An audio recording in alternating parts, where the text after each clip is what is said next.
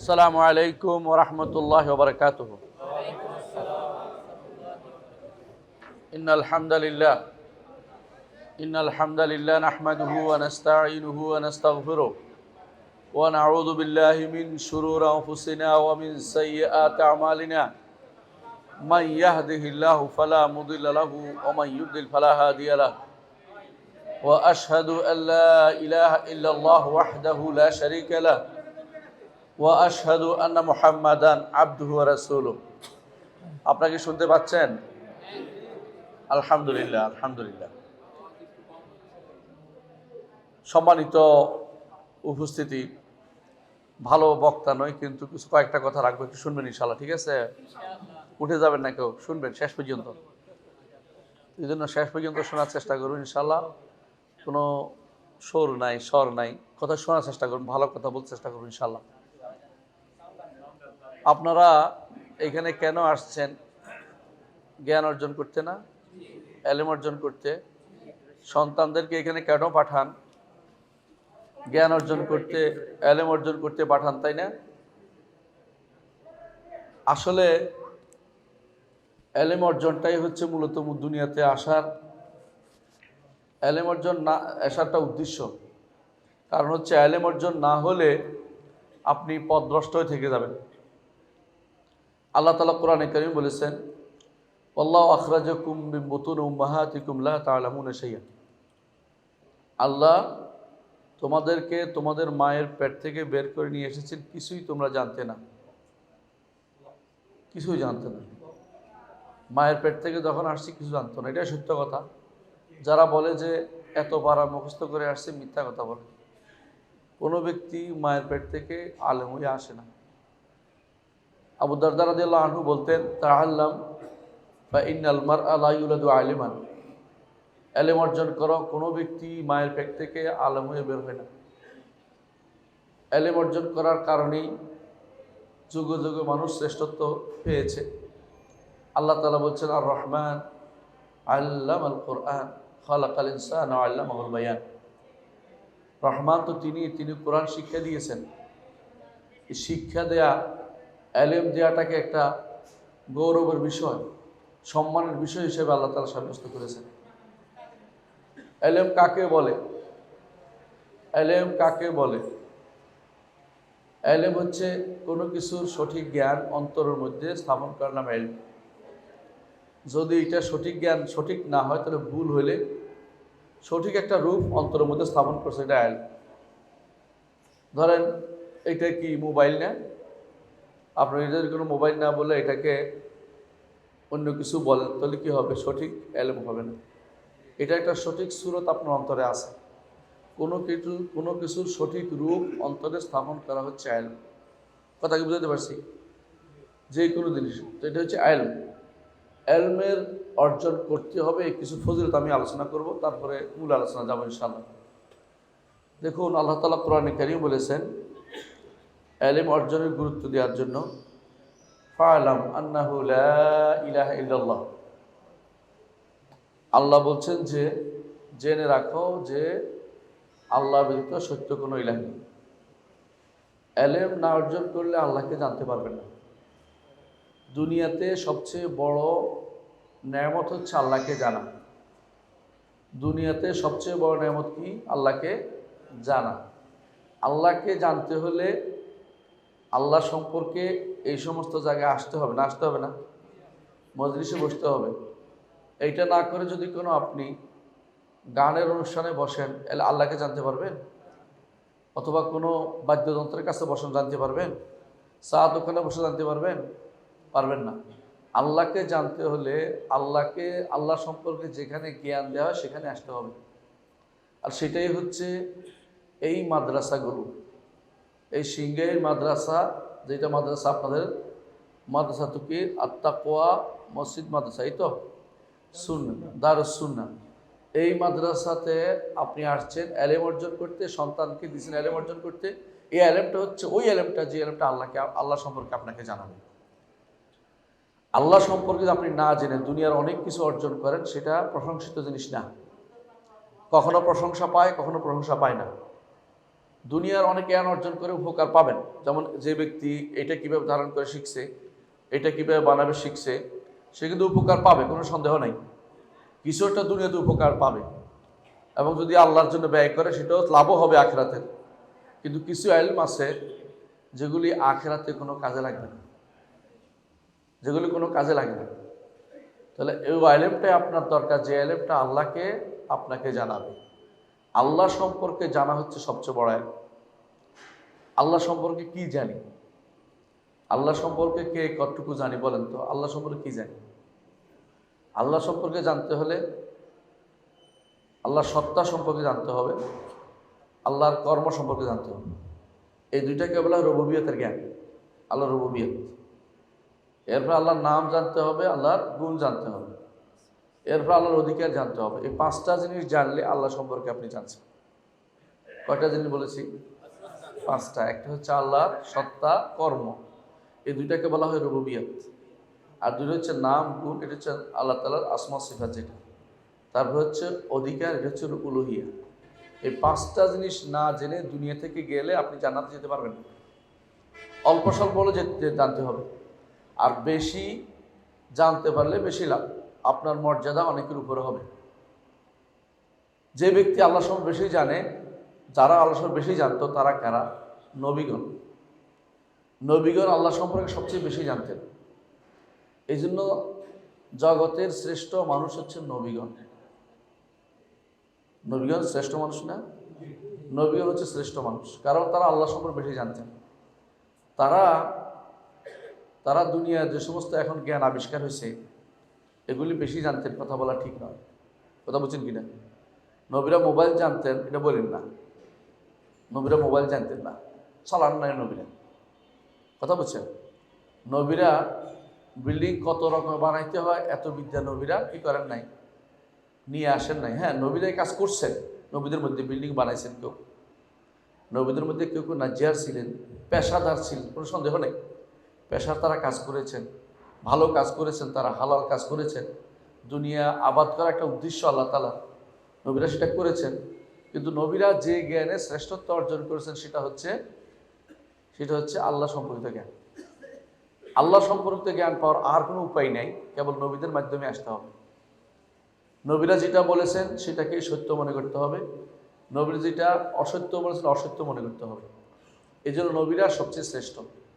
নবীদের পরে শ্রেষ্ঠ হচ্ছে সিদ্দিকরা। সিদ্দিক হচ্ছেন আবু বকর রাদিয়াল্লাহু আনহু, এবং সিদ্দিকা হচ্ছেন একজন, তিনি হচ্ছেন মারিয়াম আলাইহিস সালাতু ওয়াস সালাম। আল্লাহ তাআলা বলেছেন তার সম্পর্কে, ও উম্মুহু সিদ্দিকা। তারা আল্লাহ যা বলেছেন তা মেনে নিয়েছে, কোনো চিন্তা করে নাই। সত্য মিথ্যা কথাটা মাথায় আসেই নাই, সত্য বলেই নিয়ে নিয়েছে সব কিছু। তাদের সামনে যদি বলা হতো যে আগামী দিন তোমাদের কিয়ামত কায়েম হয়ে যাবে, আমল আর বাড়ানোর কোনো সুযোগ ছিল না। তারা মনে করতো এইটাই আমি আর বাড়াবো কী করে, এটাই তো আমি চাচ্ছি, কিয়ামত কায়েম হবেই বিশ্বাস করে কাজ করছি। আমাদের সমাজে এরকম কিয়ামত কায়েম হবে কাজ করে বহু মানুষ আছে, তাই না? কম আছে? কম আছে। বেশিরভাগ মানুষই মনে করে দুনিয়াটাকে যত বেশি আমি কাজে লাগাইতে পারি, আখিরাতের বাড়িঘরের চিন্তা মানুষের খুব কম। যে জায়গায় চিরস্থায়ী বাড়ি সেই জায়গার চিন্তা মানুষের ভিতরে খুব কম এখন। এই জন্য ইলমের মূল সংজ্ঞাটা বদলে গেছে এখন, ইলমের মূল সংজ্ঞাটা বদলে গেছে। অথচ নবীরাই হচ্ছেন সত্যিকারের ইলমের ধারক ও বাহক। আদম আলাইহিস সালাতু ওয়াস সালামকে আল্লাহ তাআলা ইলম শিক্ষা দিয়েছেন না? ওয়া আল্লামা আদম আল আসমা কুল্লাহা। ইলম দিয়ে আল্লাহ তাআলা ইলম দিয়ে কিন্তু ফেরেশতাদের উপরে তার শ্রেষ্ঠত্ব সাব্যস্ত করলেন। ফেরেশতারা বাধ্য হয়ে তাকে কি করলো? সম্মান করলো, মেনে নিল, তার শ্রেষ্ঠত্ব মেনে নিল। কিসের মাধ্যমে? ইলমের মাধ্যমে।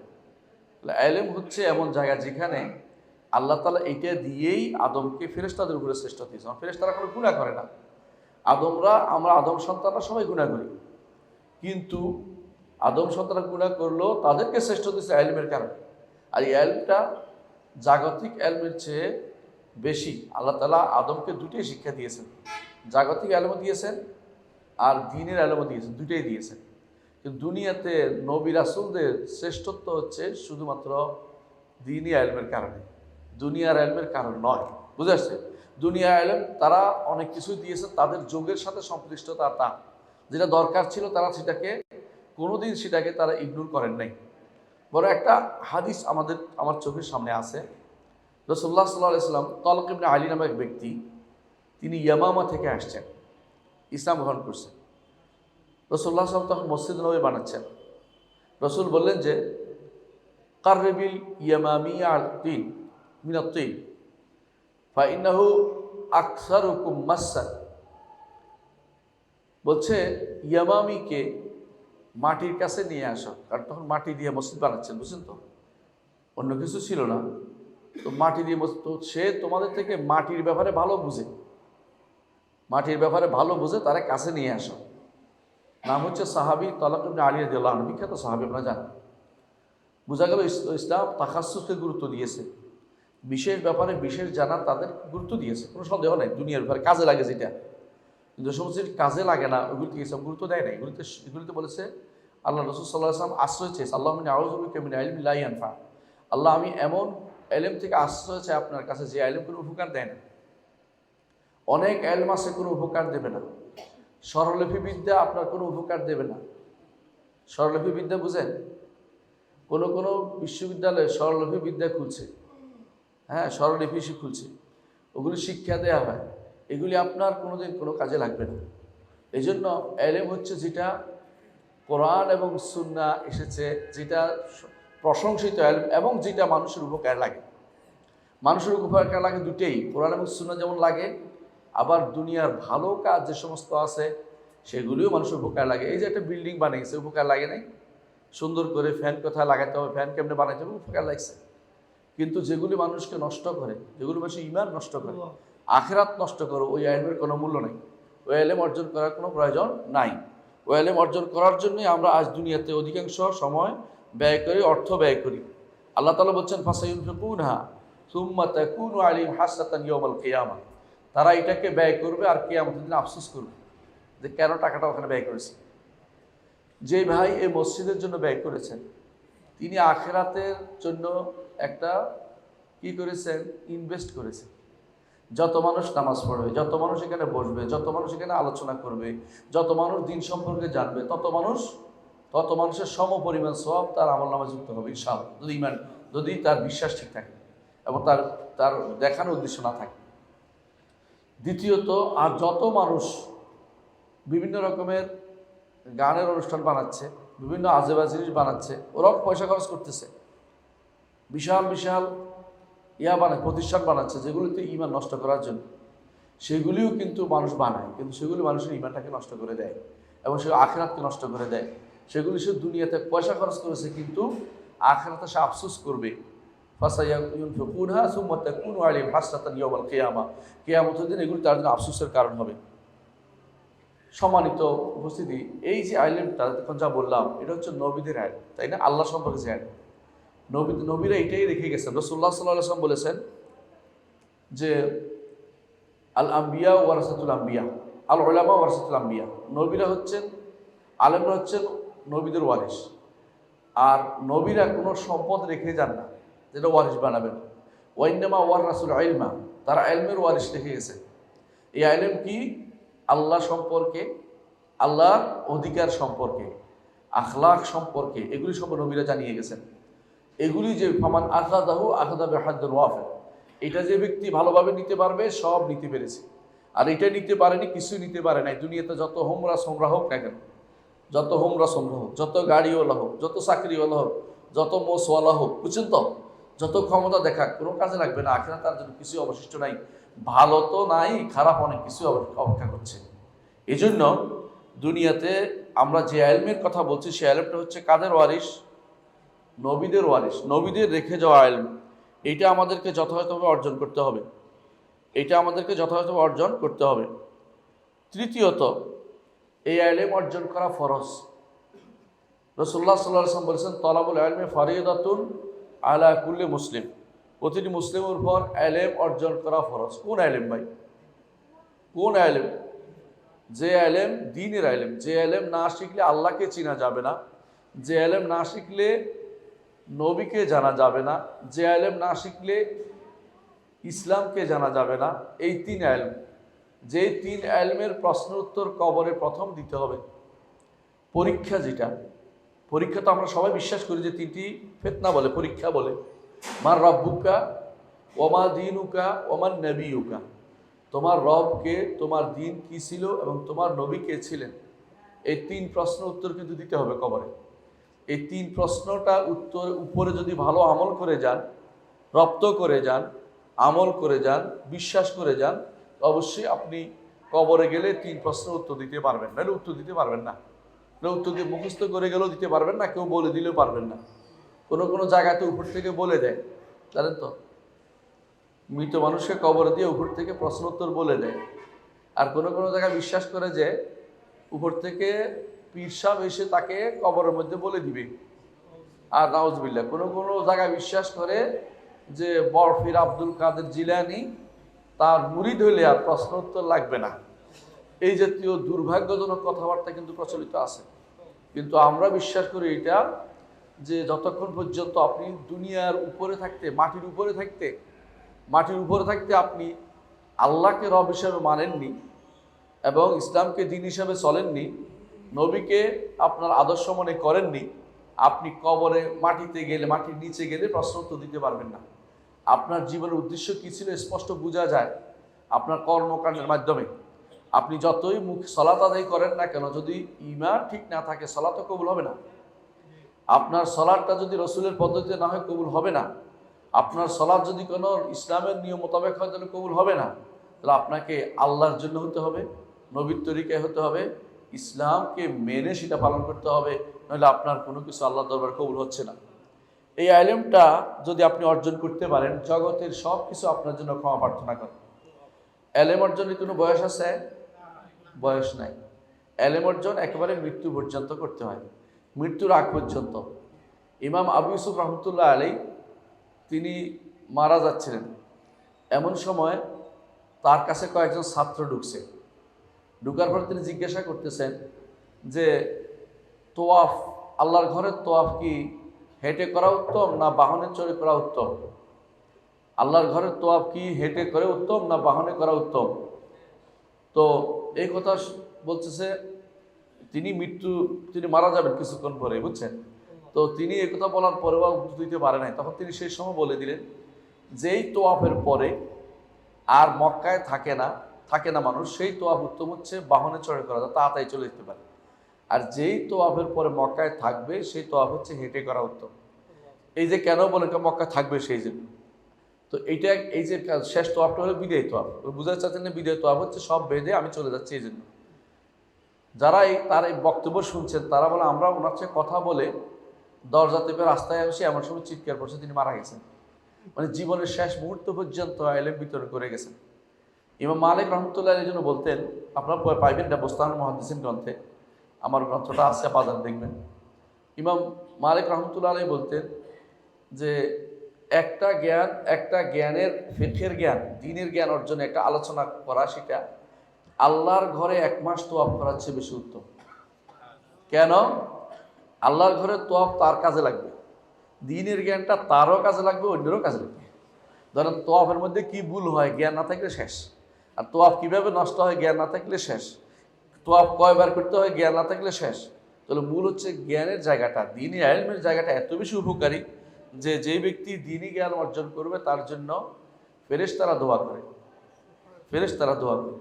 এমনকি পিঁপড়ারা দোয়া করে, মাছে দোয়া করে। তো সবাই তার জন্য দোয়া করি। রাসূলুল্লাহ সাল্লাল্লাহু আলাইহি ওয়াসাল্লাম বলেছেন ইস্তাগফিরু লাহু কুল্লু শাই, সব কিছু তার জন্য দোয়া করি। এই জন্য এই ইলমটাই অর্জন করতে হবে, যে ইলমটা আপনার দুনিয়াতে কাজে লাগবে, আখিরাতে যাইয়া জমা হবে। দুনিয়াতে আপনার জন্য ক্ষমা প্রার্থনা করবে ফেরেশতারা, আর এই ক্ষমা প্রার্থনার প্রতিদান আপনি কোথায় পাবেন? আখিরাতে পেয়ে যাবেন। একাল ওকাল ব্যাপী আপনার কোথাও কোনো কমতি হচ্ছে না। ইলম এমন এক জিনিস যেটা আপনার দুনিয়াতে অর্জন করবেন, মরে গেলেও বাকি থাকবে।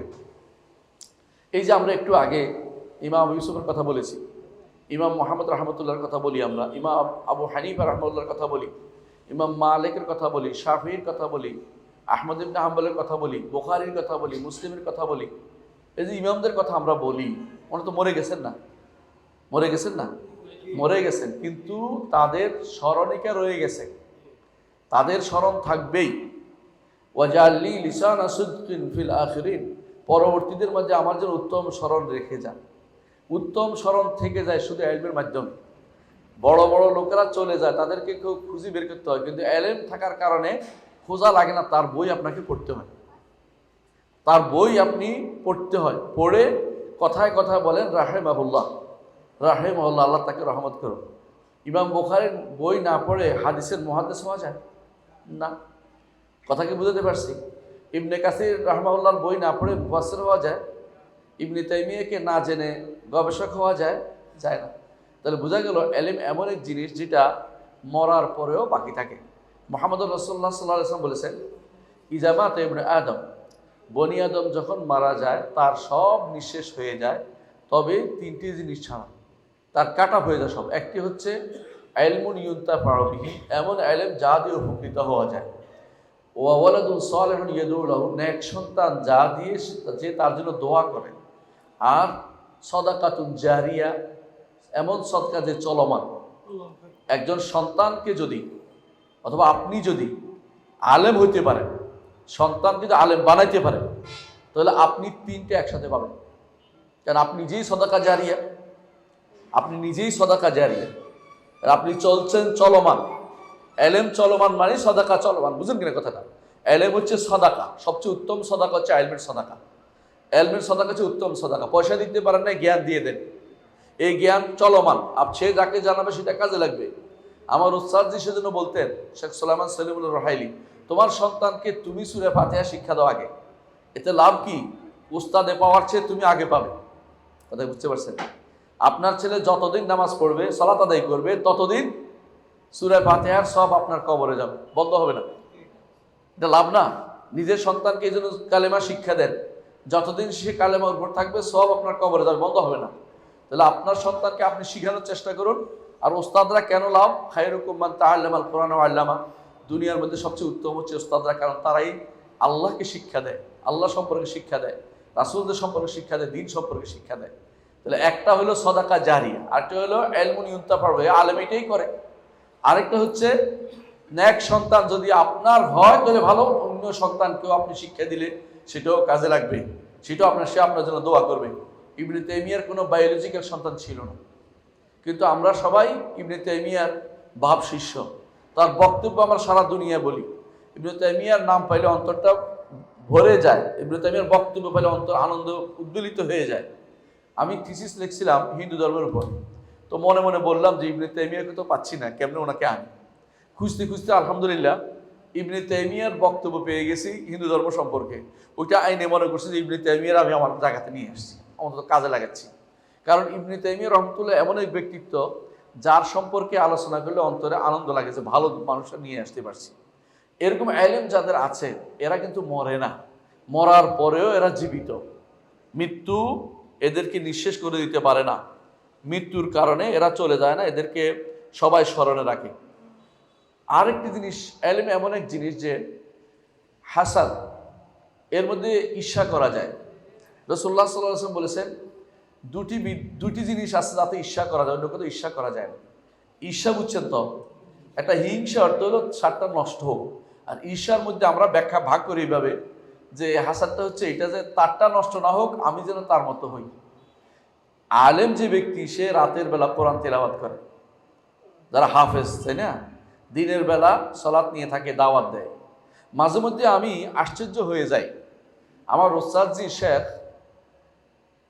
মুহাম্মদ বিন সালেহ আল উসাইমিন রাহিমাহুল্লাহ, সুবহানাল্লাহ, কখন খাইতেন কখন কি করতেন বুঝি না, এত বই কখন লিখছেন। আপনি পৃষ্ঠা গণেন, দেখবেন যে ডেলি কমপক্ষে 500 পৃষ্ঠা লেখা হয়ে গেছে, মানে এর হিসাব করলে বুঝেন জীবনের এই সময়টা কত লিখেছেন, কত বলেছেন, এইটা চিন্তা করতে পারছেন? এখানে ঈর্ষা হয় না আপনার? ঈর্ষা হয়। এই ঈর্ষাটা যোগে যোগে আলেমরা একে অপরের ভিতর করতেন। ইমাম যাহাবি বলতেছেন যে ইমাম নওয়াবী পাইছেন 40 বছর বয়স জীবন, আপনাদের আমাদের অনেকে 40 বছর পার হয়ে গেছে, 40 বছর জীবন পাইছেন, কিন্তু যা লিখেছেন সব কবুল হয়ে গেছে এবং সবাই পড়তে চায়। ইমাম নওয়াবীর 40 হাদিস আমরা পড়ি, ইমাম নববীর রিয়াদুস সালিহিন আমরা পড়ি, ইমাম নববীর যারা ফকি হয়েছে তারা ইমাম নববীর তারা তার মিনহাজটা পড়ি। এই জন্য এই যে বইগুলি, তারপরে সহিহ মুসলিম পড়তে হলে তার ব্যাখ্যা হতে ইমাম নববী লাগেই, একটা দুই না, মজমু ইমাম যাহাবীর ইমাম নববীর বই লাগে। ইমাম যাহাবী বলতেছেন যে ইমাম নববী আল্লাহ কি আমল দিলেন, আল্লাহ এটার কবুল করলেন, আমার ওই আলেমটা পাইতে ইচ্ছা করে, ঈর্ষা। এইটা শুনে ইমাম ইবনে হাজার আসকালানি বলতেছেন, কয় আপনি কম করেন নাই, আপনি যা লিখছেন আমি সারা জীবন পড়ে শেষ করতে পারবো না, আমিও ঈর্ষা হয় আপনার মতো কিভাবে হইতে পারি। এই জন্য মক্কায় গেছেন, যে পানি খেয়ে দোয়া করছেন, জমজম খেয়ে দোয়া করলে কবুল হাদিসে আছে, আর কিছু খুঁজে পায় না, এটা নিছে নিয়ে বলছে পানি খেয়েছি এই জন্য যাতে ইমাম যাহাবীর মতো আলেম হতে পারি। কথা বুঝছেন তো, মানে কিভাবে প্রতিযোগিতা লিপ্ত হয়েছে আলেমের মধ্যে। এখন আরেকজন এরপরে এসে বলতেছেন যে আমিও চাই ইমাম যাহাবীর ইয়ার মতো, ইবনে হাজারের মতো হইতে। এরা যুগে যুগে এলমের জায়গাতে ঈর্ষা করতেন যে উনি কি এলেম অর্জন করেছেন, আমি কেন পাচ্ছি না। কথা কি বুঝছেন তো, এলেম এমন জায়গা যেখানে শরীয়ত ঈর্ষা অনুমোদন করেছে। আরেকটা হচ্ছে সম্পদ, যেই ব্যক্তি সম্পদ ভালো কাজে ব্যয় করে তাকে ঈর্ষা করা যায়, যে উনি একটা প্রতিষ্ঠান দিয়েছে, আমি যদি দুইটা প্রতিষ্ঠান দিতে পারতাম, আমি যদি আরো সুন্দর কিছু করতে পারতাম। এই দুই জায়গাতে ঈর্ষা অনুমোদিত আছে, আর কোথাও শরীয়ত ইসলামের ঈর্ষা অনুমোদন করে নাই। তো এলমের জায়গাটা এত গুরুত্বপূর্ণ যে বৃদ্ধ বয়স বা যুবন বয়স নাই, সব বয়সে এলম হচ্ছে মর্যাদার জায়গা। এলমে এমন এক জিনিস, যে জিনিসের মধ্যে আল্লাহ তাআলা থাকলে জান্নাতের পথ আল্লাহ আপনার জন্য সহজ করে দিবে। দুনিয়াতে আমরা যত কিছুই করি না কেন, আমাদের মূল গোলটা কি, উদ্দেশ্যটা কি? জান্নাতে যাওয়া না? জান্নাত যদি যেতে না পারি, দুনিয়া থাকাটা বৃথা, কষ্ট করাটা বৃথা, চলাটা বৃথা, সলাটটাও বৃথা যাবে যদি সলাটটা আলাদা কবুল না হয়। দুনিয়াতে যাই করি না কেন আমরা চাই জান্নাতে যাই, এটা মাথা রাখতে হয়। আমরা তাদের মতো বলি না, বেদাতীদের মতো। বেদাতীরা কি বলে? হ্যাঁ, বেদাতীরা বলে যে ফানা ফিল্লাহ, আমাদের উদ্দেশ্য হচ্ছে ফানা ফিল্লাহ, আমাদের উদ্দেশ্য হচ্ছে বাকা বিল্লাহ। এগুলি হিন্দুদের কথা।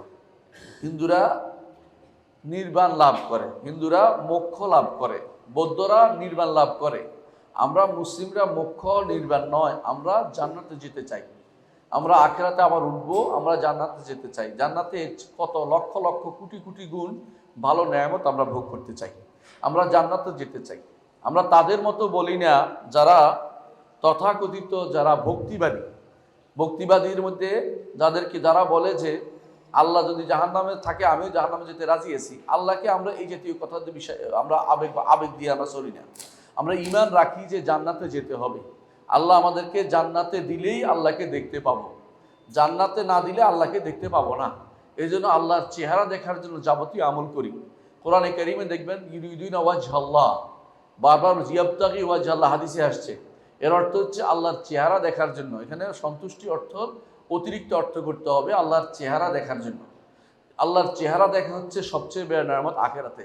আর দুনিয়াতে সবচেয়ে বড় নিয়ামত কি বলছিলাম? আল্লাহ সম্পর্কে জানা। আর আখিরাতে সবচেয়ে বড় নিয়ামত কোনটা?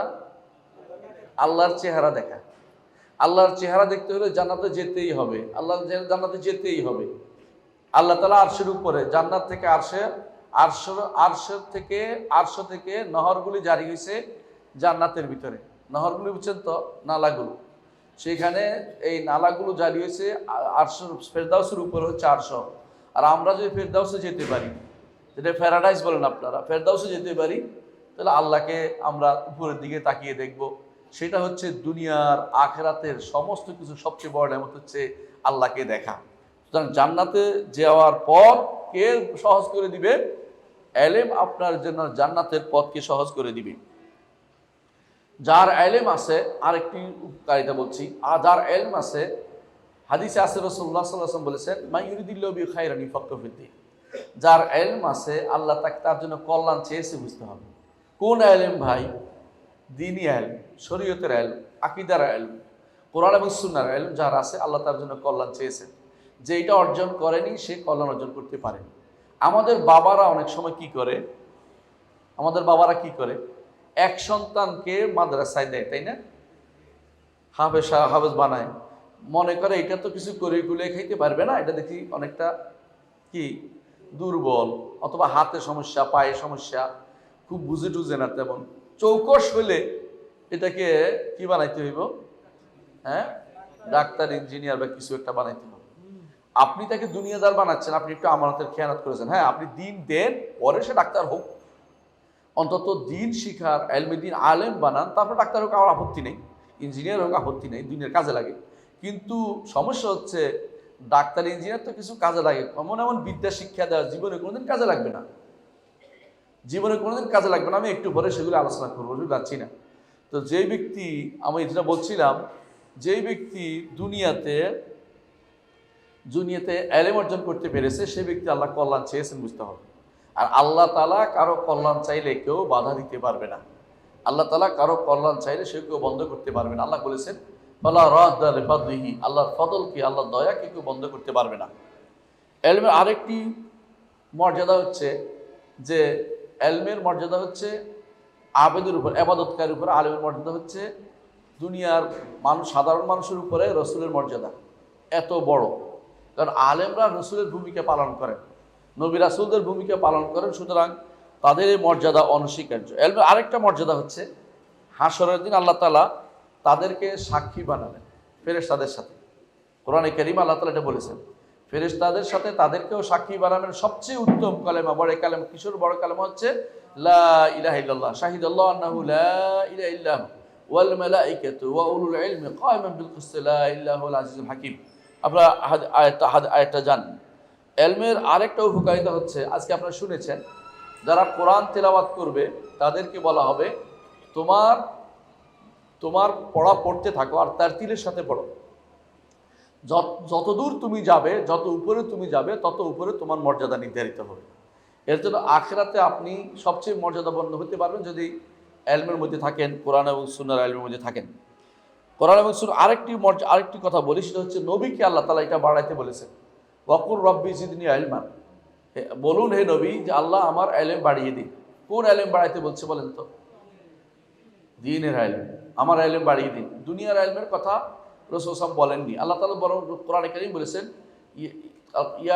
ইয়ালামুনা যাহিরা মিন হায়াতিদ দুনিয়া ওয়া হুম আন আখিরাতিহিম গাফিলুন। দুনিয়ার জীবনে প্রকাশ্য অনেক কিছু তারা জানে, কিন্তু আখিরাত সম্পর্কে তারা গাফেল। দুনিয়ার জীবনে বেশি জানলে বেশি একটু ক্ষতিও আছে। নবী এবং সাহাবীরা অনেক কিছুই জানতেন না, এটা বলতে পারি আমরা স্পষ্ট, যে তারা এই মাইক বিষয়টা অনেক কিছু জানেন নাই, খেয়াল করেন, বা স্বরলিপি জানেন নাই, অথবা এই বিমানে চড়া, অথবা ওই বোমা তৈরি করা, এগুলি কিছু কিন্তু জানেন নাই। না জানলেও তাদের কিন্তু আখিরাতের কোনো কমতি হবে না, কমতি হবে না। জান্নাতে যাওয়া তাদের শ্রেষ্ঠ থেকে আটকাইতে পারবে না। অর্থাৎ আপনি দুনিয়া দিয়ে যদি কোনো দিনের খেদমতও করেন, তবুও তাদের কাছে পৌঁছতে পারবেন না। এটা ভালো, দুনিয়া দিয়ে দিনের খেদমত করতে পারলে। আর যেটা দিনের খেদমত করা যায় না, দুনিয়া দিয়ে দিনেরও খেদমত করা যায় না, দুনিয়ারও খেদমত করা যায় না, ওই ইলমের কোনো প্রয়োজন নেই। ওই ইলম শুধুমাত্র নষ্টই শুধু করে। আজ আমাদের যে সমস্ত ইউনিভার্সিটিগুলো আছে, সেগুলোতে এই ইলমের কোনো চর্চা করা হয় না, যে ইলম দুনিয়া ও আখিরাত ব্যাপী। আরেকটি জিনিস হচ্ছে, আল্লাহ তাআলা নিজে বলেছেন যে ইলম যে জানে এবং যে জানে না সে সমান নয়। আল্লাহ বলছে হাল ইয়াস্তাউইল্লাযিনা ইয়ালামুন ওয়াল্লাযিনা লা ইয়ালামুন, যারা জানে এবং যারা জানে না তারা সমান হইতে পারে না। এটা কোনটা? আল্লাহর ইলম যারা, আল্লাহ দ্বীনের ইলম যারা রাখে, রাসূলের ইলম যারা রাখে, তারা শ্রেষ্ঠ, যারা দ্বীনের ইলম রাখে না তারা শ্রেষ্ঠ নয়। এটা যত কিছুই জানুক, এটা যারা জানে না। আরেকটি রাসূলুল্লাহ সাল্লাল্লাহু আলাইহি ওয়াসাল্লাম বলেছেন যে আরেকটি জিনিস হচ্ছে, ইলম আপনাকে পাহারা দিবে, আর সম্পদকে আপনি পাহারা দেন। কথা বুঝছেন কিনা? কবি বলতেছেন যে ওয়া কানজুল্লাহ তাখাফু আলাইহি লিসান খাফিফাল হামলি হাইথুমা কুনতা। ইলম হচ্ছে এমন জিনিস, লা তাখাফু আলাইহি লিসান, সরে নেয়ার কোনো বিষয় নেই। নিতে পারবে? সরে নিতে পারবে। কিন্তু সম্পদ হলে কি হবে? সরে নিতে পারবে, সারাদিন গুম হবে না, কি হবে না হবে, তাই না? আর আলেম হলে আপনি যেখানে যান আপনাকে পাহারা দিয়ে মানুষ, আপনাকে চতুর্পাশে মানুষ গুড় করবে। কেন? এটা আমার বড় সম্পদ, এটাকে রক্ষা করতে হবে। আমাদের আব্দুল নূর সাহেব একটু আগে ছিলেন এখানে, যেখানে যায় সেখানে মানুষ দৌড়ে আসবে তার কাছে, যে ওনাকে কোনো কিছু হলে তাকে সবার আগে খোঁজ নিতে হবে। কেন? ইলমের কারণে। ইলম যেখানে বেশি, ইলম আপনাকে পাহারার কাজ করে দিবে সরাসরি। আর যদি ইলম না হয়, আপনি নিজের পাহারার জন্য লোক নিয়োগ করতে হবে। কথা কি বুঝতে পারছি? ইলম এমন এক জিনিস যে আপনি দুনিয়াতে মুআজ্জাজ মুকাররাম সম্মানিত হবেন। আপনি চিন্তা করবেন না, মুতাআন ইন আমারতা ওয়া নাহাইতা, আপনি নির্দেশ দিলেই পালন করা হবে, আপনি নিষেধ করলে পরিত্যাগ করা হবে। আমি আজকে একজনকে দেখছি বাম হাতে খেতে, একজনকে দেখছি, তো আমি তাকে বলছি যে বাম হাতে খেও না, বাম হাতে খায় নাই। এই যে আমার অর্ডারটা মানছে, তাই না? কিন্তু দুনিয়ার অনেক কিছু অর্ডার মানতে হলে পুলিশ লাগে, কিন্তু আপনার অর্ডার মানতে পুলিশ লাগবে না, কারণ আপনি আলেমে দ্বীন, আপনার মর্যাদা আল্লাহর পক্ষ থেকে প্রতিষ্ঠিত আছে। এলমের আরেকটা জিনিস হচ্ছে, এলেম আপনাকে আল্লাহর খাসিয়া, আল্লাহর ভয় আপনার অন্তরে দিবে। যে আল্লাহ সম্পর্কে বেশি জানে, আল্লাহকে বেশি ভয়। মুহাম্মদ রাসূলুল্লাহ সাল্লাল্লাহু আলাইহি ওয়াসাল্লাম বলেছেন, ওয়াল্লাহে, আল্লাহ শপথ করে বলছি, আমি তোমাদের মধ্যে আল্লাহকে বেশি জানি, আল্লাহকে বেশি ভয় করি। যে বেশি জানবে বেশি ভয় করবে। আপনি যখন জানবেন যে রব্বুল আলামিন এমন এক সত্তা যে আসমান জমিন সব কিছু তার মুষ্টির ভিতরে থাকবে, তখন আপনার কিন্তু ভয় ভীত হওয়া খুবই জরুরি, যে আমি কে, কি হয়ে গেল যে আমি আল্লাহর বিরুদ্ধে নামি। এই জন্য আল্লাহ তাআলা যারাই দুনিয়াতে অহংকার করেছে তাদেরকে সবচেয়ে নিকৃষ্টতম মৃত্যুর ব্যবস্থা করেছেন। ফেরাউন বলছে এই নদীগুলো আমার নিজ দিয়ে প্রবাহিত, আল্লাহর নদীকে নিচের নদী বানাই ফেলছে। বুঝে আসছে কথাটা? আল্লাহ ওই নদীতেই তার ডুবেই মারছে। আর বলেছিল যে আমি জীবিত মৃত করি, নমরুদ বলেছিল, আল্লাহ তাকে মশা দিয়ে মেরেছে। বুঝছেন তো? অনুরূপভাবে আব্রাহা হাতি ভাঙতে, আল্লাহর ঘর ভাঙতে আসছিল, আল্লাহ কিছু করে ছোট পাথর কুচি দিয়ে তারা শেষ করে দিয়েছে। যত বড় অহংকারী তত বড় তার বিপদটা তত বড় হবে। বুঝে আসছে? সবচেয়ে বড় বিপদ হবে তার জন্য। কিন্তু যারা আল্লাহ সম্পর্কে জানে তারা অহংকারী হতে পারে না। এই জন্য যখন আপনি বলেন ইয়াকা না'বুদু ওয়া ইয়াকা নাস্তাঈন, ইয়াকা না'বুদু অর্থ হলো আমি অহংকারী না। যে আল্লাহর ইবাদত করে সত্যিকারে সে অহংকারী হতে পারে না। যারা অহংকারী তারা ইবাদত করে না। এই জন্য আল্লাহ তাআলা বলছেন ওয়াকাল রব্বুকুম উদউনি আস্তাজিব লাকুম, তোমাদের রব বলছেন আমাকে ডাকো, আমি তোমাদের ডাকে সাড়া দেব। ইন্নাল্লাযীনা ইস্তাকবিরুনা আন ইবাদাতি, যারা আমাকে ডাকে না তারা অহংকারী, যারা আমার ইবাদত করতে অহংকার করে, সায়াদখুলুনা জাহান্নামা দাখিরিন, জাহান্নামে প্রবেশ করবে। তো আল্লাহর ইবাদত করার অর্থ হচ্ছে আল্লাহকে চিনেই ইবাদত করতে হবে, না জেনে ইবাদত করা যাবে না। এই জন্য ইলমের খুব দরকার। ইলম না হলে আপনি কোনোদিন সত্যিকারের দ্বীনের খেদমত করতে পারবেন না, দ্বীনের করতে পারবেন, নিজেরও উপকার করতে পারবেন না। এই জন্য ইলমের ব্যাপারে আল্লাহ তাআলা উদাহরণ দিয়েছেন কোরআনে কারিমে, যে ইলম হচ্ছে হিকমতের মতো, ইলম হচ্ছে অন্ধকার রাতের আলোর মতো। কিন্তু সব ইলম না। কোন ইলম? দ্বীনের ইলম। সম্মানিত উপস্থিতি, আমি এতক্ষণ যেগুলি বলছি ইলমের ফজিলত বলছি কি জন্য? কিছু কারণ আছে। দেখুন, এখন সবসময় আমাদের আগের থেকে ইলমের প্রচার প্রসার হয়েছে, কোনো সন্দেহ নাই, কিন্তু বিপদও হয়েছে একটা। বিপদটা কি হয়েছে জানেন? ইলম অনেক সময় সীমা লঙ্ঘন করে ফেলে। জ্ঞানের কারণে মানুষের ভিতরে পাপ বোধ এসে চলে যায়, নিজে ইলমের জায়গাতে একবার ঢুকলে মানুষের কি করে, অহংকার ঢুকে চলে আসে অনেকের। কখন? ইলমের আসলে 3টা বিগত আছে। ইমাম শাফি বলেছেন ইলম 3 বিগত আছে। 3 বিগত বুঝেন? 1 বিগত, 2 বিগত, 3 বিগত। প্রথম বিগতে ঢুকলে অহংকারী হয়ে যায়, মনে করে আমি কি না জানি। এরপরে প্রফেসর, ডক্টর, অমুক তমুক সব লাগাই আমরা, অহংকারী হয়ে শেষ পর্যন্ত পৌঁছে গেছে, নাউযুবিল্লাহ। আবার 1 লাইন, 2 লাইন, 3 লাইন লেখে খুশি হয় না, তার নামের আগা দিয়ে যদি কোনো 3-4 লাইন না লেখে ওনার মন ভরে না। নামের পরে আরো কতক্ষণ মাদ্দাজিল্লাহুল আলী, তাই না?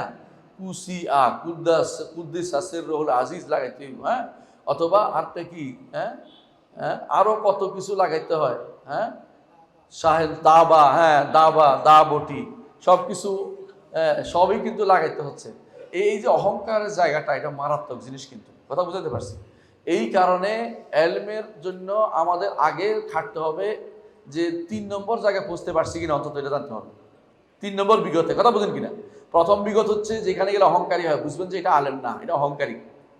যে আলেম অহংকারী সে আলেম না। আপনি যত আলেম দেখবেন যে অহংকার করে, এটা করছে এটা করছি বলে, এটা আলেম না। আলেম যত বেশি জ্ঞানী হয় তত সে কি হয়, তত সে বিনয়ী হয়। আমার দাদি একটা কথা বলতেন, যে গাছে ফল বেশি সেই গাছ নুইয়ে যায়, আমার দাদিটা বলতেন। তো আমার দাদি বলতেন যে কে কত জ্ঞানী বোঝা যায় তার কি দিয়ে, বিনয় দিয়ে, আদব দিয়ে বোঝা যায়।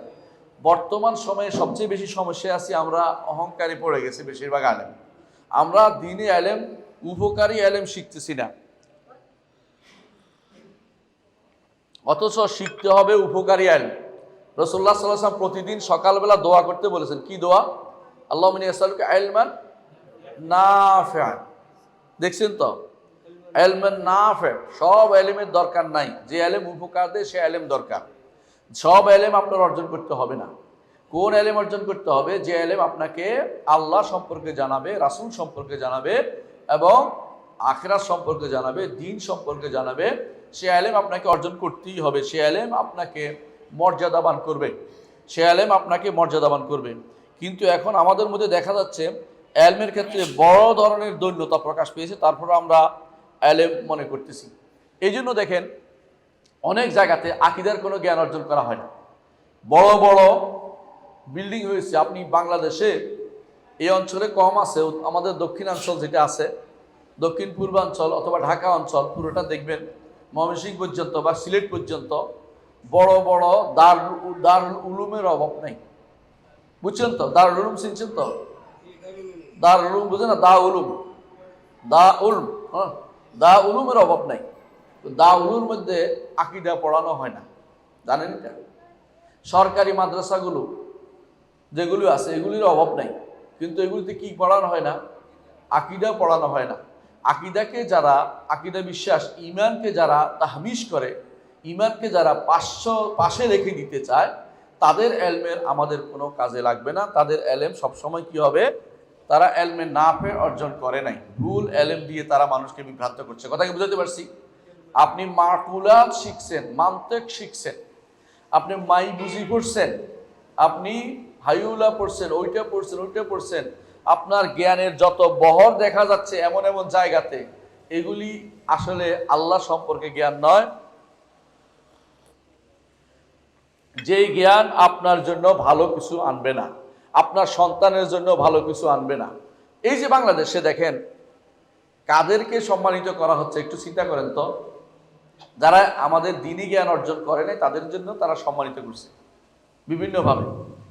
জাতীয় প্রফেসর যারা হয়, কয়জন আলেম আছে? কথা বুঝেন? জাতীয়ভাবে স্বীকৃত বড় বড় ইউনিভার্সিটিগুলোর টিচার হইতে হইলে কি আলেমদের নেয় না? আপনি বুঝাইতে পারছেন তো? বুঝতে পারছেন তো? ইউনিভার্সিটিগুলো কোনো ইলমে দ্বীনের চর্চা নাই। কথা কি বুঝাতে পারছি? ইলমে দ্বীন যেই অংশটা নবীদের ইলম, এটাকে সম্পূর্ণরূপে কি করা হয়েছে? ইগনোর করা হয়েছে। যারা আগে ইলমগুলি চর্চা করতো, যখন বাইতুল হিকমা ছিল, তারা কি এগুলি পড়তো? এখন যেগুলি পড়ে, এখন ধরেন একটা বিশ্ববিদ্যালয় 132টা সাবজেক্ট হয়তো খুলছে, যেমন ঢাকা বিশ্ববিদ্যালয়ের কথা বলছি। এই ইলমের ভিতরে আপনার সন্তানকে পড়ানোর জন্য সর্বোচ্চ একটা বা দুইটা সাবজেক্ট পাবেন, আর পাবেন না।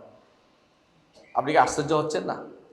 আপনি বলেন অর্থনীতিবিদ, গ্রাসামের অর্থনীতি আপনাকে মুখস্থ করা হচ্ছে। অর্থনীতিবিদ পশ্চিমবঙ্গের একজন আছে না, কি জানি নাম, হ্যাঁ, খুব অমৃত সেন, ওনার বিদ্যা আপনাকে পড়ানো হচ্ছে, তাই না? কিন্তু আপনি কি জানেন অর্থনীতির উপরে যারা প্রথম বই লিখেছেন, ইমাম আবু ইউসুফ রহমতুল্লাহ আলাই কিতাবুল খারাজ লিখছেন অর্থনীতি সম্পর্কে, ইমাম মোহাম্মদ হোসেন কিতাবুল কাসব লিখছেন। ওই বই কি কোনোদিন আপনি চোখে দেখছেন? অনুবাদ দেখছেন? পড়ে দেখছেন? ওই বই কি আমাদের বিশ্ববিদ্যালয় কোনোদিন পড়াইছে? কেউ পড়ায় না। আপনারা দ্বীনি জ্ঞানকে সম্পূর্ণরূপে একপাশে ফেলে দিয়েছেন, দ্বীনি জ্ঞানকে কোনোভাবেই পড়ার যোগ্য মনে করেন নাই। এটা বিশাল গোষ্ঠী, সরকারও করে নাই, আপনারাও করেন নাই। আপনারা কেন করেন নাই? আপনার সন্তান যে সবচেয়ে চৌকস, তাকে দ্বীনি জ্ঞান দিতে চান না, আপনি তাকে দুনিয়ার জ্ঞানী করতে চান। আপনি মনে করছেন তাকে ঠকাবেন, আপনি জিতাবেন মনে করছেন, তো তাকে ঠকাচ্ছেন। সে আমানতের খেয়ানত করছেন। হাসরের দিন আপনি এর জন্য জবাবদিহি করতে হবে, কারণ আপনি কেন তাকে ঠকালেন, কেন তাকে দ্বীন শিক্ষা দিলেন না। কথা কি বুঝতে পারছি? প্রাইমারি স্কুলে একটা ছেলে পড়ে, আল্লাহ সম্পর্কে জ্ঞান অর্জন করে? সরকারি স্কুলগুলোতে পড়ে জ্ঞান অর্জন করে? নাকি কলেজে পড়ে? কিছুই পড়ে না। শুধুমাত্র ইউরোপিয়ানরা আপনাদের ব্রেনকে নষ্ট করে দিয়েছে। 1200 হিজরি পর্যন্ত আমাদের দেশে আল্লাহর বিধানই শুধু চলেছে, আল্লাহর দ্বীনই শুধু চলেছে, কোনো সমস্যা হয় না। মানুষ মরে গেলে তারা দ্বীন যা জেনেছে জান্নাত যাওয়ার পথে চলেছে। এখন কুফরিকে প্রাতিষ্ঠানিক রূপ দেওয়া হয়েছে, কুফরি শিখলে আপনার জন্য বিসিএস আছে, কুফরি পড়লে আপনার জন্য বিসিএস আছে। কথা বুঝেন কিনা? পদ্মা সেতুর ফিলার গনাইয়া আপনার চাকরি দিবে, কিন্তু 10 জন সাহাবী জান্নাতের সার্টিফিকেট পাচ্ছে, তাদের নাম গনাইয়া আপনার চাকরি দিবে না। প্রশ্ন করলে উত্তর দেওয়া হয় না, কারণ যদি কোনো মনে করে যে এই বেটা তো বোধ রাজাকার, প্রশ্ন উত্তরও দেয় না, যারা জানে ওরা উত্তর দেয় না। কেন উত্তর দেয় না? যদি উত্তর দেয় না মনে করে আমি ভিন্ন গোষ্ঠী, সুতরাং আমার তো জায়গা চাকরি দিবে না, সুতরাং এটা উত্তর পারি না বলে দেয়, কোনো সমস্যা নেই, আরেকটা চালু করে দেয়। মানে দিনের যেটা হয় এই উত্তরও তারা দিতে চায় না। কেন দেয় না? এটা উত্তর দিলে নাকি আমাকে কি করে আরেক দলে গাঁথে ফেলে, এই জন্য আসলে উত্তর দিতে চায় না তারা। আপনি বুঝেন না কথাটা কি হয়েছে এখন?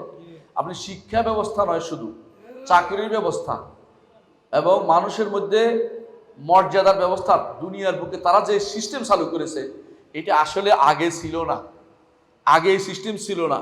আপনারা ভালো করে জানেন যে এই যে আওরঙ্গজেব নাম শুনেছেন, সম্রাট আওরঙ্গজেব, উনি কি শুধু আমাদের দেশের শাসক ছিলেন? কোন দেশের শাসক ছিলেন বলেন? পুরা ভারতবর্ষের শাসক ছিলেন, পুরা ভারতবর্ষের শাসক ছিলেন। তিনি একটা বই রচনা করেছেন বায়োলজির উপর, না না কিসের উপর লিখছেন? এলমেদিনের উপরে, ফিকার উপরে। এই ফিকা লিখছে কারা? আলেমদেরকে বসাইয়া বোর্ড বানাই একটা বই লিখছে। কথা বুঝছেন কিনা? এটার নাম হচ্ছে আল ফাতাওয়াল আলমগিরিয়া।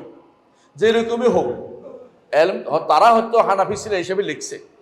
আপনি আরো লেখেন, দেখেন আরেকজনের নাম বলে বুঝতে পারেন, তারই পরবর্তী জেনারেশনের মধ্যে শাহ ওলিউল মুহাদ্দিস দেহলভী রহমতুল্লাহ আলী, এবং তারও পরে আসছে সিদ্দিক হাসান খান বুফালি রহমতুল্লাহ আলী। ওনারা যে এলমের চর্চা করে গেছেন তখনকার দিনে, সে এলমের ওনার প্রতি শব্দে কমপক্ষে একটা বই আছে। প্রতি শব্দ বুঝেন? আলিফ দিয়ে একটা বই, বা দিয়ে একটা বই, তা দিয়ে একটা বই, সা দিয়ে একটা বই, কমপক্ষে, বেশি আছে কমপক্ষে একটা বই আছে।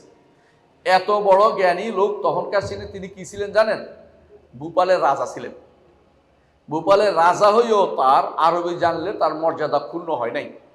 আর এখন আরবি জানলেই মনে করা হয় যে এইটা তো চলে গেল আরেক দিকে, এবং বুড়ি মুখ বাঁকাইয়া বলে তোমার ছেলেরা তো ভালো হইতো, তুমি একে শেষ করে দিলা, এই হুজুরদের দলে দিয়ে দিলা।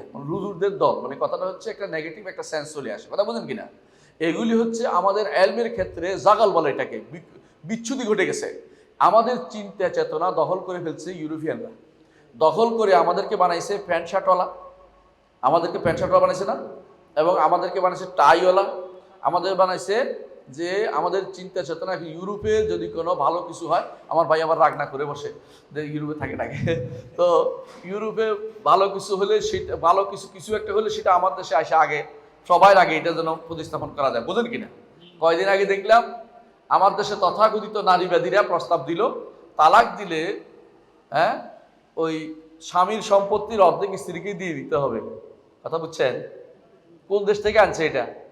ইউরোপ থেকে আনছে। আমাদের কোনো নীতি পছন্দ হয়নি। তারা জিজ্ঞাসাও করে নাই যে ফিকহের কিতাবে কিছু আছে কিনা, কোরআনে কিছু আছে কিনা, হাদিসে কিছু আছে কিনা, ওই জিজ্ঞাসার চিন্তা তারা করে নাই। তারা এই চিন্তাও করে না যে কিভাবে একটু আল্লাহর দিনটাকে কিভাবে প্রোভাইড করা যায়, ও চিন্তা তাদের মধ্যে নাই। তাদের মধ্যে কেউ বড় বড় কথা বলে যে আমরা শরিয়া আইনে বিশ্বাস করি না। এটা ইমানদার বলতে পারে? ইমানদার করে কথা বলতে পারে? বলেন, শরিয়া আইনে যে বিশ্বাস করে না সে তো ইমানদার না। শরিয়া আইনকে আল্লাহ তাআলা তার নবীকে বলে দিয়েছে, সুম্মা জাআলনাকা আলা শারিআতিল আমরে, আপনাকে আমরা শরীয়তের উপর রেখেছি। আল্লাহ বলেছেন শারা লাকুম মিনাদ দীন মা ওয়াসা বিহি নূহান ওয়াল্লাযী আওহাইনা ইলাইকা ওয়া মা ওয়াসা বিহি ইব্রাহিম মূসা ওয়া ঈসা আন আকিমুদ্দিন ওয়া লা তাতাফাররাকু ফীহি। আল্লাহ তাআলা যেটা বলেছেন এইটা হচ্ছে শরীয়ত, আর আপনি যেটা বলছেন এটা হচ্ছে আপনার পক্ষ থেকে বানানো জিনিস, হওয়া প্রবৃত্তি। আপনি শরিয়া আইনে বিশ্বাস করেন না, আবার নিজেকে মুসলিম দাবি করবেন। আপনার জানাজাটা কে দিবে দেখা দরকার। এখন তো জানাজা তো আর কেউ দেয় না। এখন জানাজা কি হয় জানেন তো? সাইড দিকে গোলইয়া বসে, গোলইয়া রবীন্দ্রনাথের বাজায় টুন টুন টুন টুন বাজাইয়া তাকে বিদায় দেয়া হয়। দিতে থাকেন, কবরে গেলে তার সাথে আপনার হাসর হবে, সেখানে আপনার যাওয়া হবে। অপেক্ষা করুন, শুধুমাত্র মরা শুধুমাত্র বাকি আছে, আর বেশি বাকি নেই। যেটা বলছিলাম, বোঝা গেল যে এলমের ক্ষেত্রে আমাদের বড় ধরনের দৈন্যতা এসেছে। সময় আছে, আসুন তো, সময় আছে, সময় 4টা, ইনশাল্লাহ আমরা আসর পড়বে, এর আগ পর্যন্ত আমার সময় আছে ইনশাল্লাহ। তো আমাদের বড় সমস্যা হচ্ছে এলমের ক্ষেত্রে আমরা দেখি, এলমের ক্ষেত্রে আসলে কি আমরা সঠিক এলমকে ধারণ করি? বাংলাদেশের মানুষ কয় % সঠিক এলম ধারণ করে? যেগুলি দেখেন দিন পড়ে না, একটা অর্ধেকের মানুষ দিন পড়ে না, অর্ধেক বেশি তো আছে, অর্ধেক ধরলাম দিন পড়ে না, এরা তো দিনকে বাদে দিছে। আর যারা দিন পড়ে তারা আকীদা পড়ে না, এরা কত পার্সেন্ট? আরো 3/2 বাকি রইলে 1%। যে 1% দিন পড়ে তারা আকীদার শুদ্ধটা পড়ে না। কথা বুঝছেন? যারা শুদ্ধ আকীদা পড়ে না, আকীদাও পড়ে না একটা গোষ্ঠী আছে, আর একটা পড়ে বিশুদ্ধ আকীদা পড়ে না, খারাপ আকীদা প্রতিষ্ঠা করতে যাচ্ছে, সঠিক এলেম প্রতিষ্ঠা করে না, ভুল এলেম প্রতিষ্ঠা করে। আল্লাহ সম্পর্কে তাদের কথাই হচ্ছে আল্লাহ সর্বত্র বিরাজমান। এই কথা যদি কেউ বিশ্বাস করে ঈমান থাকবে? আল্লাহকে কি বিশ্বাস করতে হবে? আল্লাহ সত্তা সম্পর্কে কি এলেম অর্জন করতে হবে? আল্লাহ আরশের উপরে, আল্লাহ তাআলা আরশের উপরে, এটা বিশ্বাস করতে হবে। এবং আল্লাহ তাআলা সৃষ্টি থেকে আলাদা, এটা বিশ্বাস করতে হবে। আল্লাহ তাআলা সৃষ্টির ভিতরে নন, এটা বিশ্বাস করতে হবে। আল্লাহ তাআলা তিনি একক অনন্য সত্তা, তার মতো কিছু হইতে পারে না। তিনি সমাদ, তার সবাই তার মুখাপেক্ষী, কেউ তিনি কারো মুখাপেক্ষী নন। তার কোনো সন্তান হয় না, তিনিও কোনো সন্তান জন্ম দেন না। কুল আল্লাহু আহাদ আল্লাহুস সামাদ লাম ইয়ালিদ ওয়া লাম ইউলাদ ওয়া লাম ইয়াকুল লাহু কুফুয়ান আহাদ। এই বিদ্যা ধারণ করতে হবে। বাংলাদেশের কত পার্সেন্ট লোক এই বিদ্যা ধারণ করে? হাতে গোনা। আমাদের দায়িত্ব অনেক বড়, আমাদের দায়িত্ব অনেক বড়। এলমের ক্ষেত্রে বড় ধরনের দৈন্যতা চলছে এখন। আমাদের এলেমকে মনে করা হচ্ছে, আমাদের এলেম কি লেখে জানেন?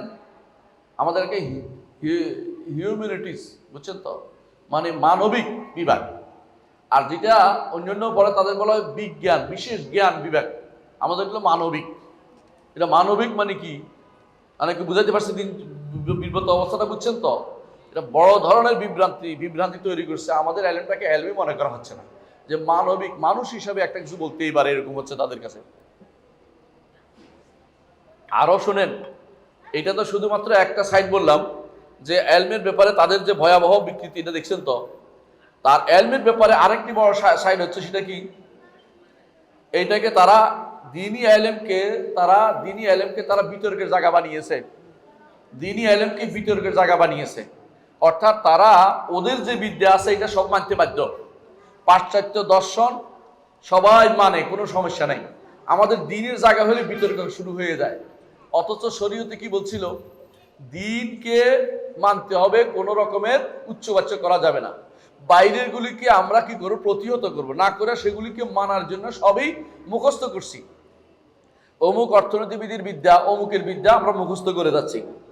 আর এগুলি ছাড়াও যখন আপনি দেখবেন দর্শনকে বিদ্যা বানানো হচ্ছে, এটা কোন বিদ্যা? নাস্তিকতা। নাস্তিকতা। দর্শন তো আমাদের কাছে কোনো বিদ্যা ছিল না। বিদ্যা এবং দর্শনের মধ্যে কি পার্থক্য জানেন তো? এলম হচ্ছে, এলমের উৎস হচ্ছে ওয়াহি। এলমের জ্ঞানের উৎস হচ্ছে ওয়াহি। কথা বুঝেন কিনা? ওয়াহি মানে কি? আল্লাহ প্রদত্ত। দর্শনের উৎস কি? আর 5 মিনিট দিই, 5 মিনিট দিয়ে দেবেন, শেষে যাচ্ছে আমার কথা। হ্যাঁ, 5 মিনিট দিব ইনশাআল্লাহ। নাস্তিকতা এলেম কোনোভাবে দর্শন কোনোদিন এলেম হতে পারে না। কেন জানেন তো? দর্শন হচ্ছে দেখে দেখে জানার জিনিস, আর এলম হচ্ছে না দেখে পাওয়া জিনিস। সুতরাং যারা দেখে দেখে পাইতে আশা করে, এটাকে তারা এলেম বানাচ্ছে, জ্ঞান বানাচ্ছে। আর আমরা যেটা ওহী থেকে পাইছি, আমাদের এটা হলো মানবিক দিক, মানবিক গুণ, বুঝছেন তো? এটা এলেমের কোনো বিষয় না।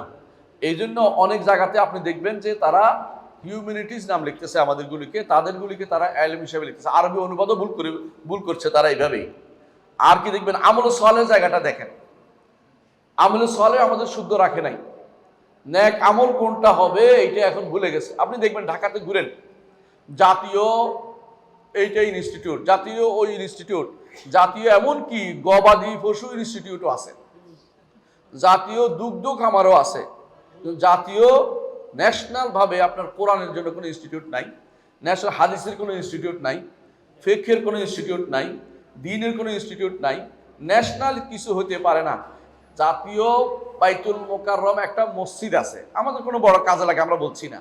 এইটাতেও বিরোধীরা বলছে যে ন্যাশনাল একটা মসজিদ কেন হবে, বুঝছেন? এইটাও আপনি শুনতে পাবেন যে এটা এরা বলতে থাকে বামরা, যে মসজিদ আবার ন্যাশনাল হবে কেন, বুঝছেন তো? শুধু গরুটা ন্যাশনাল হইতে পারে, গরুটা, হ্যাঁ, এগুলি ঠিক। আশ্চর্য হবেন, ন্যাশনাল বাহাই সেন্টারও আছে। জাতীয় বাহাই সেন্টার, বাহাই হচ্ছে একটা কাফের দল, ইসলাম থেকে বেরিয়ে কাফের হয়ে গেছে, ওদেরটাও ন্যাশনাল, ওদেরটা পাহারা দেওয়ার জন্য ওরা কান্নাকাটি করবে। কিন্তু আমাদের ইসলামের কোনো কিছু ন্যাশনাল হইতে বা জাতীয় হইতে পারবে না, আন্তর্জাতিকও না জাতীয়ও না। এগুলি হচ্ছে এলমের ক্ষেত্রে দৈন্যতা। কিভাবে শুরু আমি বুঝাতে চাচ্ছি, কয়েকটা জিনিস উদাহরণ দিচ্ছি। আমলের ক্ষেত্রে আরো খারাপ অবস্থা, যারা বেদাত করবে তাদের আমল দিয়ে শুরু হয়।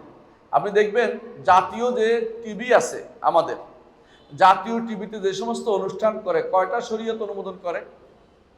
এই যে দেখবেন কয়দিন পরে শবে বরাত পালন করতেছে, হ্যাঁ শবে বরাত পালন করতেছে, এবং সেখানে নারীরা এসে কবিতা পড়তেছে, এবং ওই যে নীলশিয়া আসমান, মহরম আসলে নীলশিয়া আসমান পড়ে বসে বসে। এ না, যত এমন লোকদের দিন সম্পর্কে কিছুই জানে না, তাদের নামে বিভিন্ন ইনস্টিটিউট হচ্ছে না? অস্বীকার করবেন?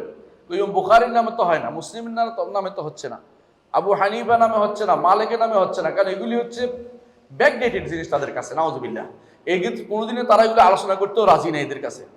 আরেকটি জিনিস দেখবেন, আমল যেভাবে আমাদের কাছে অগ্রহণযোগ্য হয়ে গেছে, তাদের কাছে মন যা চায় সেটাই হচ্ছে আমলের জিনিস। আমাদের দিনই আমলটাকে তারা সম্পূর্ণরূপে গৌণ জিনিস মনে করে, মুখ্য জিনিস মনে করে না। দাওয়াতের ক্ষেত্রেও আমরা কিসের দাওয়াত দেই? আমাদের দাওয়াত হচ্ছে আল্লাহ যেটা বলছে, ওদু ইলা রব্বিকা, আল্লাহর দিকে দাওয়াত, তাই না? ওদু ইলা সাবিলি রব্বিকা, আল্লাহর পথের দিকে দাওয়াত এই দুইয়ের বাইরে কোনো দিকে হইতে পারবে না। যারা আমাদের শত্রু, এরা দাওয়াত দেয় কিসের দিকে? কেউ বলে সভ্যতার দিকে, মনে হয় যেন ইসলাম কোনদিন সভ্য ছিল না, নাউজুবিল্লাহ। তাদের কেউ দাওয়াত দিবে ফাইন আর্টসের দিকে। বিশ্ববিদ্যালয়গুলোতে প্রত্যেকটাতে ফাইন আর্টস খুলেছে। ফাইন আর্ট বুঝেন? চিত্রাঙ্কন, গান গাওয়া, কাপড় খুলে হাঁটা, মদ খেয়ে পড়ে থাকার নাম দিচ্ছে ফাইন আর্ট। এটা বলে সবচেয়ে উত্তম জিনিস। এগুলিকে তারা শিক্ষা দিচ্ছে, এগুলির জন্য ডিপার্টমেন্ট খুলেছে, এগুলি থেকে পাশ করলে চাকরি সবার আগে হবে, যে এইটা হচ্ছে এরা হচ্ছে সবচেয়ে বেশি আধুনিক, নাউজুবিল্লাহ। আবার কেউ দিচ্ছে ফোলকোর ডিপার্টমেন্ট খুলছে। ফোলকোর বুঝেন না? ফোলকোর হচ্ছে এটা, পুঁথি বুঝেন? পুঁথি সাহিত্য দিয়ে ডিগ্রি দিচ্ছে। পুঁথি সাহিত্য আমার কোন কামে লাগবে? লাখে লাখে মরে আছে কাতার গনিয়া দেখিলাম আমি 40,000, বুঝছেন তো? এই হচ্ছে বিদ্যা। এই বিদ্যা নাকি কোরআন হাদিসের বিদ্যার উপরে প্রাধান্য পেয়ে যাবে, বুঝলেন না আপনি কথাটা? এইটাকে দিয়ে এইটা তারা নতুন করে তৈরি করতেছে। কোথায় কে কুফুরি করেছে, কোথায় কে ভুল পথে চলেছে, সেইটার নামে পুরস্কার ছাড়তেছে। কয়দিন আগে অনেককে পুরস্কৃত করেছে আপনাদের দেশে কোন নারীকে, বুঝছেন তো? নাম বলতে চাই না। ওই নারী যে সমস্ত কথা বলেছে, এগুলি সবগুলি কোরআন সুন্নাহ বিরোধী, অনেকগুলো, বুঝছেন কিনা? অনেকগুলো কোরআন সুন্নাহ বিরোধী, অথচ তাকে দিয়ে পুরস্কার সাব্যস্ত করেছে। এমন দেখবেন যে নাস্তিক খুঁজে এগুলির নামে পুরস্কার ছাড়া হচ্ছে। এদের দিকে আহ্বান জানাচ্ছে, কারণ এই পথে যেন মানুষ চলে। আবার কেউ ডাকছে যে সবাইকে মানবিক হতে হবে। তো মানবিক কি জিনিস? হ্যাঁ, ধর্ম কি? মানবিক ধর্ম নাকি মানবিক হয়ে যায়? সেটা কি? সেটা হচ্ছে যে ওই ইসলাম কইলে খ্যাত লাগে, মানে খ্যাত লাগে কেমন? তো একটা কি কইতে হইব যে এটা মানবিক ধর্মতা। আমাদের বিশ্ববিদ্যালয়ে এক ভাইস চ্যান্সেলর ছিল, তার ইয়াতে ঢুকে দেখি যে প্রোফাইলে দেখি যে লেখা আছে ধর্ম মানবিক, মানে সে ইসলাম না হিন্দু না কিছু, মানবিক মানে মানুষ হয়েছে বড় ধর্ম, সবার উপরে মানুষ সত্য, তার উপরে কেউ নাই, বুঝলেন তো? ওরা হচ্ছে ওই আমাদের লালন গোষ্ঠী, আপনাদের কাছেই আছে, এখান থেকে বেশি দূর না। এদের মতো এরা সবগুলো এগুলিকে তারা এদিকে আহ্বান জানায়। এদিন মানুষ তারা চায় সব এগুলি হয়ে যাক। লালনের এখানে বাড়ি করে দেওয়া হয়েছে। লালনরা কারা জানেন তো? সারা জীবন বদমাশি করছে, গুন্ডামি করছে, চুরি করছে, সট্টামি করছে। এখন পুলিশ গাঁজা খায় তো পুলিশে ধরে, তো ওখানে গেলে নির্বিঘ্নে গাঁজা খাই থাকতে পারবে, এই জন্য সেখানে লালন হয়ে যায়, বুঝছেন তো? এই গোষ্ঠীর জন্য এটাকে তারা প্রাধান্য দিচ্ছে, যে কোনো মূল্যে মানুষ এইটা হয়ে যাক। এইটার জন্য তারা নতুন পদ্ধতি আবিষ্কার করছে, যে কি একটা বিষয় রাখতে হবে, সবাই তো একটা কি উৎসবের দিন আছে, এদের আবার একটা উৎসবের দিন আবিষ্কার করে ফেলছে, প্রয়াত লালনের দিবস। এগুলির দিকে মানুষকে আহ্বান জানার লোক অভাব নাই, দাওয়াতের দিকে চলতেছে। আবার দাওয়াত দিচ্ছে কেউ ধর্ম নিরপেক্ষতা নামে তথাকথিত সেকুলারিজম দিয়ে দিচ্ছে। তারা কিন্তু দেখবেন মানুষদেরকে দিনের দিকে বাইরে নিয়ে যাচ্ছে। পুরোপুরি দিনের বাইরে, ধর্মনিরপেক্ষতা বা সেকুলারিজম অর্থ হচ্ছে দিন মানা যাবে না, সব হোক। ইসলাম নামের অন্যটা মানলে তারা রাজি আছে, ইসলাম হলো তাদের জন্য বড় অ্যালার্জি। কারণ পাশ্চাত্য ইসলাম চায় না, আর আমি ইসলামকে কিভাবে ধারণ করি এটা তারা কোনোভাবে নিতে চায় না। এই এলেম আমলের সবচেয়ে বড় বিপদ হচ্ছে এটা। এলেম এবং আমলের সবচেয়ে বড় বিপদ হচ্ছে এটা, কথা বুঝছেন তো? দাওয়াতের বিপদ হচ্ছে এটা যে কিসের দাওয়াত দিচ্ছেন আপনি কিসের দাওয়াত দিচ্ছেন? আরেক গোষ্ঠী দাওয়াত দিচ্ছে যে আমরা স্বাধীনতা, সার্বভৌমত্ব, অমুক অমুক দাওয়াত দিচ্ছি। এই দাওয়াত তো ইসলামিক কোনোদিনই ছিল না। ইসলামিক স্বাধীনতা দাওয়াত ছিল কোনোদিন? হ্যাঁ, সার্বভৌমত্ব তো আল্লাহর জন্য, কিসের সার্বভৌমত্ব পাইতেছেন আপনি বুঝা? ইসলামিক কোনোদিন এরকম ভাষার জন্য দাওয়াত ছিল? হ্যাঁ, ভাষার দাওয়াত ছিল? ভাষার দাওয়াতের কথা বললে যে এই তো স্বাধীনতার বিরোধী করে ফেলবে। কিছু আছে এই জাতীয় দাওয়াতগুলি ইসলামিক কোনোদিনই ছিল না। আবার ইসলামের বীর কারা ছিল সেগুলি পরিবর্তন হয়ে গেছে। এখন অমুক বীর, বীর প্রতীক। আচ্ছা, ওমর রাদিয়াল্লাহু আনহু কোন কোন খেতাব দিতে পারবেন আপনি? হ্যাঁ, ওটি গেল বীর না, বীর হচ্ছে অমুক আর তমুক, বুঝছেন তো? বীর অমুক, বীর এটা, বীর শ্রেষ্ঠ, বীর অমুক। আমাদের দিনের জন্য যারা দিন তারা দুনিয়া সবকিছু দিয়ে দিল, তাদের জন্য আপনি কি রেখেছেন? কিছুই রাখেন নাই। আবার তাদের তা আইনে এদেরকে লাগাই দিচ্ছেন শহীদ। আমাদের দিনের শব্দটা এনে শহীদ বানাই দিচ্ছেন। কথা বলেন না প্লিজ, শহীদ বানিয়ে দিচ্ছেন। এগুলি আপনি বিভ্রান্তি তৈরি করছেন না, আপনি দাওয়াত ভুল পথে পরিচালিত করছেন। এই তো গেল যারা সম্পূর্ণ উল্টা, তাদের দাওয়াতের কথা বলছি। আমাদের দিনের দিকে যারা দাওয়াত দেয়, দিনের পথে যারা দাওয়াত দেয়, তাদের দাওয়াতের অবস্থা কি বলেন? তারা কেউ দাওয়াত দিচ্ছে পীরের মুড়ি দেওয়ার জন্য, সত্য কিনা? দিচ্ছে না? কেউ দাওয়াত দিচ্ছে উরুসে যাওয়ার জন্য, দিচ্ছে না? কেউ দাওয়াত দিচ্ছে কি বায়াত গ্রহণের জন্য, দিচ্ছে না? কেউ দাওয়াত দিচ্ছে না? কেউ দাওয়াত দিচ্ছে দল করার জন্য। এইগুলি কোনোটাই ইসলামের নীতি ছিল না। দাওয়াত হবে কিসের দিকে? উদউ ইলা সাবিল রাব্বিকা ওয়াদউ ইলা রাব্বিকা। আল্লাহ যেটা শিখিয়ে দিয়েছে এটা, আল্লাহর দিকে দাওয়াত দিবেন, আল্লাহর পথের দিকে দাওয়াত দিবেন। আপনার দল থাকা জরুরি না। আপনার দল থাকার কোনো সিস্টেম ইসলামে কোনোদিনই ছিল না। আবু বকর ওমরের আলাদা কোনো দল ছিল না। আবু হানিফা মালিকের আলাদা দল ছিল না। শাফিঈ আহমদের দল আলাদা ছিল না। আমরা বানাই ফেলছি, আমরা এগুলি বানাই ফেলছি। সাইদ মাযহাব, সাইদ কুরসি বানাই ফেলছি আমরা। এগুলি ইসলামী শরীয়তে কোনোদিনই ছিল না। এইভাবে দল ভিন্ন ভিন্ন করলে ইসলামকে ভাগ করা হয়। ইসলাম এটাকে কোনোভাবেই অনুমোদন করে নাই। আবার এই দাওয়াতের ভিতরেও আবার দাওয়াত বেরোচ্ছে, ভিতরে ভিতরে আরেক গোষ্ঠী বেরোচ্ছে। যত দল ভাগ করবেন তত আপনি ভাগ হবেন, ইসলামের কোনো উপকার হবে না। সবাই আমরা ইসলামের দিকে মানুষকে আহ্বান জানাই। ইসলামের দিকে যত আহ্বান জানাবো তত ইসলামের উপকার হবে। আমি কথা বুঝতে পারছি কিনা? আমি আমার বক্তব্য শেষ দিকেও করবো, শুধু এটাই বলবো। আসুন আমরা কয়েকটা জিনিস জানি। এক নম্বর হচ্ছে সহিহ ইলম। কি অর্জন করতে হবে? বিশুদ্ধ ইলম অর্জন করতে হবে। যে কোনো ইলম অর্জন করার দিকে ডাকবো না, আমরা বিশুদ্ধ ইলমের দিকে ডাকবো। সব ইলম অর্জন করার দরকার নেই। যে ইলম আমার দুনিয়া এবং আখিরাতে কাজে লাগে সেটা প্রাধান্য দেব। আর শেষে যদি দুনিয়ার ইলম যদি আখিরাতের কাজে লাগে সেটাকে প্রাধান্য দেব। কিন্তু যেটা দুনিয়া আখিরাতে কাজে লাগে না এমন কোনো ইলম অর্জন করতে যাব না। আমল বিশুদ্ধ হতে হবে, বেদাত করব না, শিরিক করব না, এবং আজে বাজে কাজ করবো না, যেটা শরিয়া থেকে আমাকে দূরে সরিয়ে দিবে এমন আমল আমি করব না। এই আমল করে বিশুদ্ধ আমল হতে হবে, কারণ বিশুদ্ধ আমল না হলে আমার আমল কবুল হবে না, আমার আমল কবুল হবে না। 3 নম্বর, আমার দাওয়াতটা বিশুদ্ধ হতে হবে। আমি আল্লাহর দিকে ডাকবো, কোনো দলের দিকে নয়, ব্যক্তির দিকে নয়, একমাত্র আল্লাহর দিকে ডাকবো। আল্লাহ যেটা বলছে আল্লাহর পথে ডাকবো, আল্লাহর পথে আহ্বান জানাবো, কোরআন এবং সুন্নাহ মানার দিকে আহ্বান জানাবো। নিজের মতের দিকে আহ্বান জানাবো না, নিজের মতের দিকে, নিজের দলের নেতার দিকে, নিজের কোনো গোষ্ঠীর দিকে আহ্বান জানাবো না। শরীয়তে এগুলি একটা অনুমোদিত না। আমি কোনোদিন কোনো এর জন্য আহ্বান জানাবো না, এই যে ভাষার জন্য আহ্বান জানাবো না। আমি অমুক ভাষাভাষী হলে দেশের কয়টা ভাগ, পৃথিবীতে বহু ভাষা আছে, এত ভাগ মানুষকে করা উদ্দেশ্য না। আমরা ইসলাম নিয়ে থাকবো, বিশুদ্ধ ইসলাম নিয়ে যদি চলতে পারি আল্লাহর কাছে আমরা ইনশাআল্লাহ নাজাত পাবো। আল্লাহ আমাদের তৌফিক দান করুন। সুবহানাকাল্লাহু ওয়া বিহামদিকা আশহাদু আল্লা ইলাহা ইল্লা আনতা আস্তাগফিরুকা ওয়া আতুবু ইলাইক। আসসালামু আলাইকুম ওয়া রাহমাতুল্লাহি ওয়া বারাকাতুহু।